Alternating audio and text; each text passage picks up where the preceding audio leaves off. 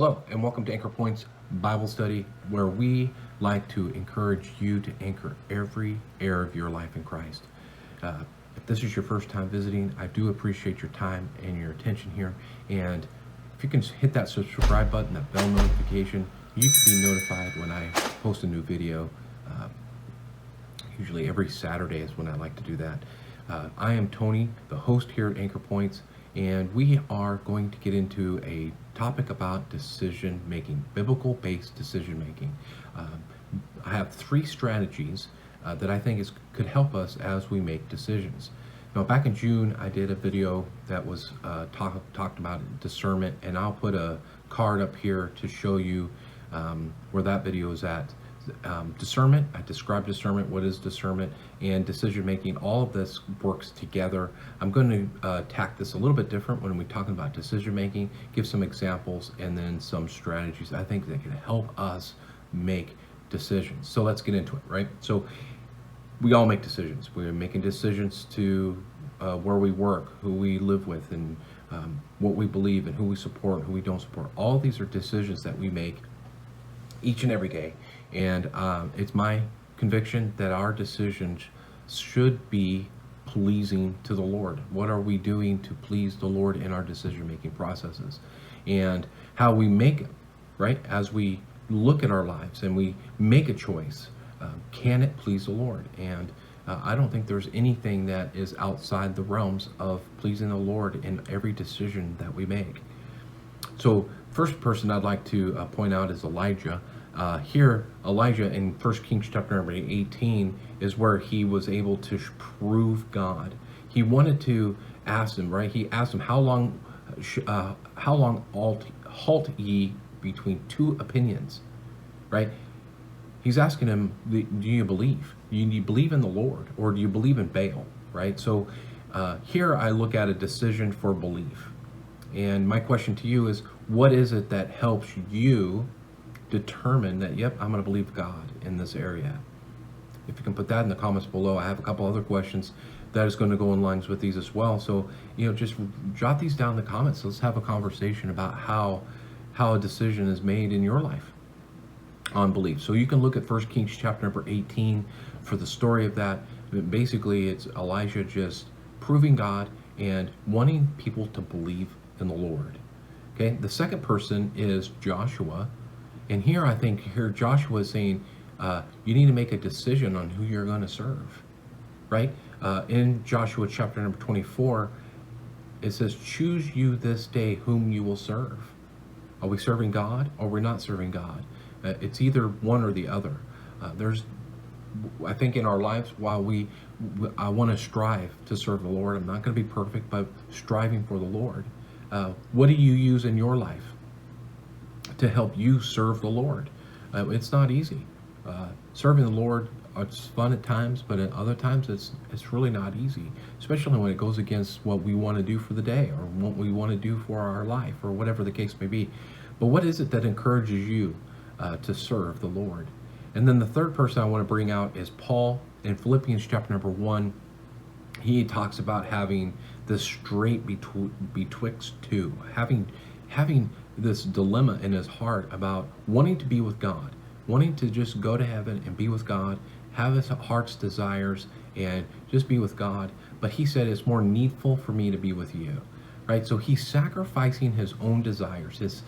He's not allowing his own personal desires to get into the way of serving the Lord. And I call this a decision for sacrifice, right? He's sacrificing his own personal desires that he may serve others for the Lord.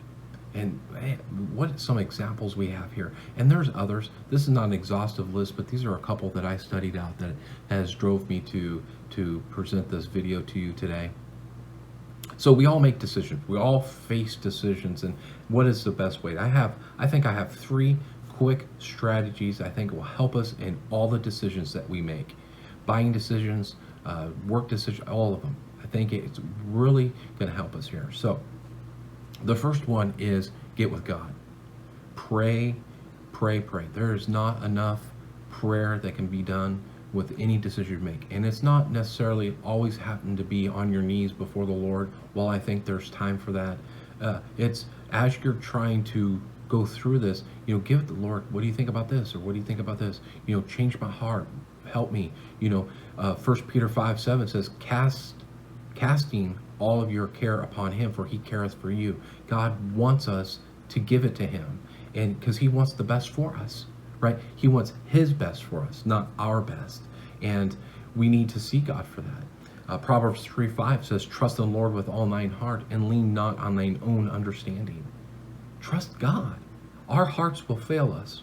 Our emotions, we will get caught up. We may not see everything, so we're going to make a decision based on only what we see. But if we allow God to give us wisdom and understanding through prayer, praying, which leads me to the second point, is get into God's word. Knowing God's word is vital to making decisions.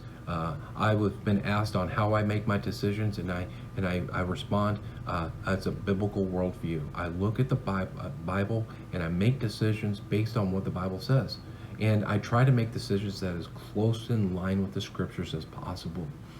There are specifics, that we have, commands that God gives us as we should serve the Lord. Hebrews 4:12, it says, for the word of God is quick and power and sharper than any two-edged sword, piercing even the dividing asunder of soul and spirit, and the joints and marrow, and is a discerner of the thoughts and intents of the heart.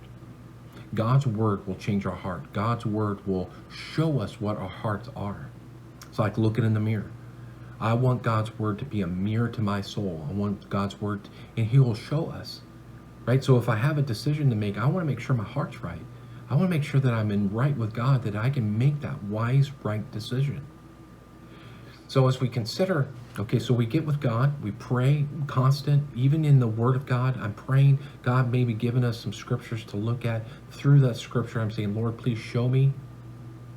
And then finally, we could seek out counsel. Get counsel from a friend, from a few friends. I know that there's been times in my life where I have a dear friend of mine, and he has really been a sounding, and he doesn't just give me fluff, right? So if I say something, he said, Tony, you need to probably rethink that. He's very kind, very compassionate man, and I love going to him when I have some things that I need to decide, and just kind of use as a sounding board. There's more than one. And with that being said, those counsels are good for us. I go to my wife, I ask her, what do you think about this? So that way I can get some perspectives on a decision that needs to be made. Proverbs 11:14 says, where no counsel is, the people fall, but the multitude of counselors, there is safety. Proverbs 15:22, without counsel, purposes are disappointed, but in the multitude of counselors there are established. Proverbs 24:6, for by wise counsel thou shalt make thy war, and thy multitude of counselors there is safety. So even though we have these counselors, I would like to have a bit of caution here.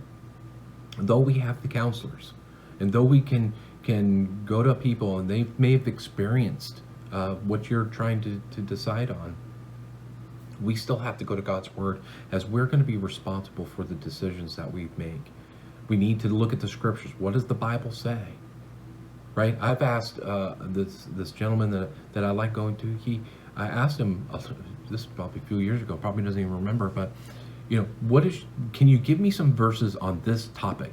I really don't. I didn't want his advice or his opinion at that moment. I said, I want some time to study and pray about it. And then I'll call you back, right? So he gave me some verses. I went and studied it, and then we had a great conversation about what it is that I was going through at the time. What a wonderful way God really used that time in my life to show me the value of His Word in my life. So we are responsible for our decisions. Even though I've took counsel from somebody, I'm still responsible. So then it goes right back to praying and getting into God's Word. Seek more counsel and repeat the process.